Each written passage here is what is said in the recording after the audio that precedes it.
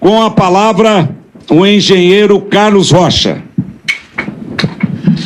Boa tarde a todos. Muito obrigado aqui pela oportunidade de falar com vocês. Em primeiro lugar, eu gostaria de destacar que esse ano nós tivemos um avanço muito grande, liderado pelo TSE, na transparência eleitoral. E é um processo de avanço.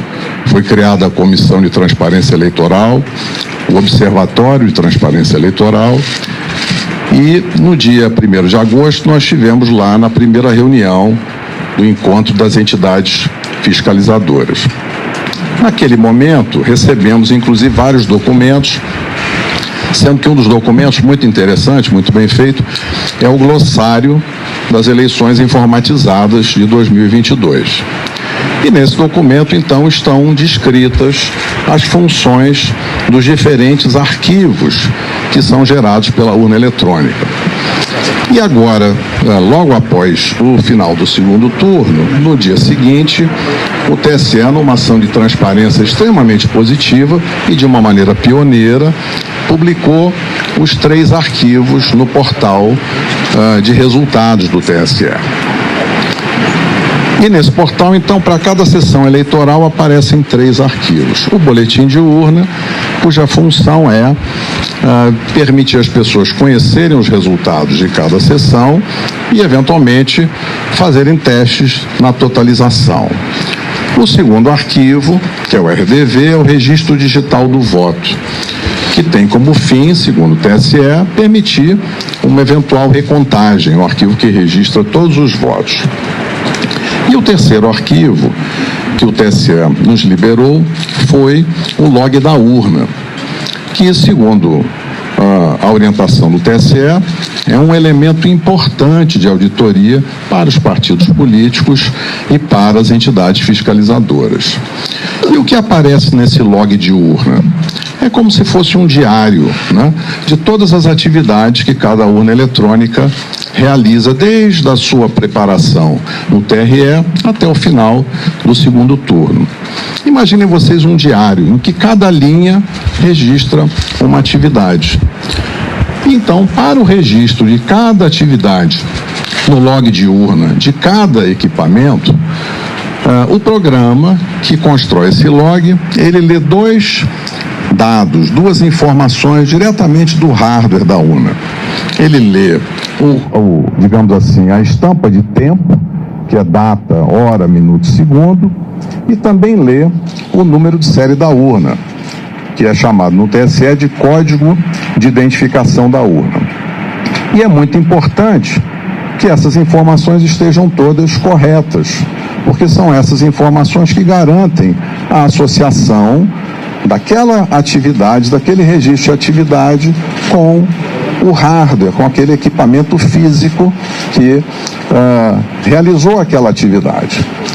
E é importante destacar o seguinte: o nosso trabalho técnico de engenheiros, a gente faz isso para outras organizações do setor privado, e quem audita constrói, quem audita procura sempre colaborar com a organização auditada, e no caso aqui, é nosso propósito contribuir com o aperfeiçoamento do sistema e ampliar a confiança, seja dos eleitores, seja dos candidatos, em todo o processo eleitoral. Então, esse é o nosso objetivo. E nessa linha, então, seguindo a orientação do TSE, fomos analisar os arquivos log de urna, que é esse elemento de auditoria que pela primeira vez foi divulgado junto com os boletins de urna. E como é que a gente fez isso? A gente foi buscar uma plataforma inteligente de dados. Usamos também plataforma planilhas Excel, mas como as tabelas são muito grandes, foram construídas 2 grandes bases de dados. Uma com todas as linhas de todos os boletins de urna, para fazer análise de registro de votos, e a outra tabela, uma grande tabela, com todas as linhas de todos os arquivos log de urna, de todas as urnas. São mais de 472 mil urnas. Ao montar essa tabela, aí surgiu uma ocorrência, que foi que nos chamou a atenção. Em alguns milhões, na realidade, em alguns bilhões de linhas,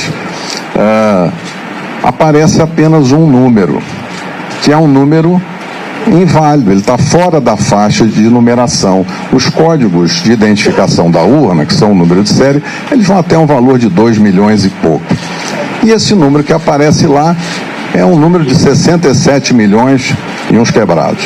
Ora, buscamos diversas formas de encontrar mais informações, mas infelizmente ficou constatado nesse trabalho da equipe técnica que há dois comportamentos diferentes. Um comportamento das urnas novas, né? Que são as urnas modelo UE 2020, que chegaram recentemente. São pouco menos de 193 mil urnas, está mais ou menos 40,8% de todas as urnas. E nessas urnas 2020, o arquivo é gerado da forma esperada. Então, em cada linha que mostra cada atividade, aparece o código de identificação da urna correto, que permite associar, então, vincular aquela linha de registro de atividade à urna que realizou aquela atividade. Quando nós fomos analisar as urnas antigas, que são as urnas de modelos de UE 2009 até UE 2015, essas urnas têm pouco mais de 279 mil urnas, o que dá 59,2% do total das urnas. Nessas urnas, infelizmente, encontramos esse número inválido na quarta coluna do log. Esse é um indício muito forte de falha, de mau funcionamento da urna, porque é impossível associar o registro de cada atividade ao hardware, ao equipamento físico que teria gerado aquela atividade. Isso, evidentemente, tornou um problema, porque é muito desagradável ter esse indício de mau funcionamento, porque gera incerteza agora nos dados que são gerados por essas urnas. Por isso aqui nós gostaríamos de interagir construtivamente com o TSE e avaliar com eles. Existe lá uma previsão na resolução que abre a fiscalização, que é para se fazer exatamente quando ocorre um evento extraordinário, se fazer uma verificação extraordinária após o pleito, e é isso que a gente espera fazer na sequência dessa descoberta.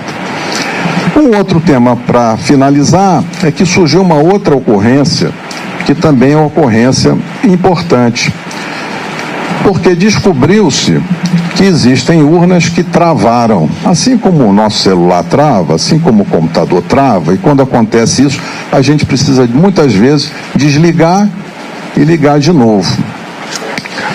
Isso aconteceu com urnas eletrônicas. Então, urnas travaram e foram desligadas no meio do período da votação, na chave, possivelmente o mesário fez esse desligamento, e foram religadas para que a urna voltasse a funcionar.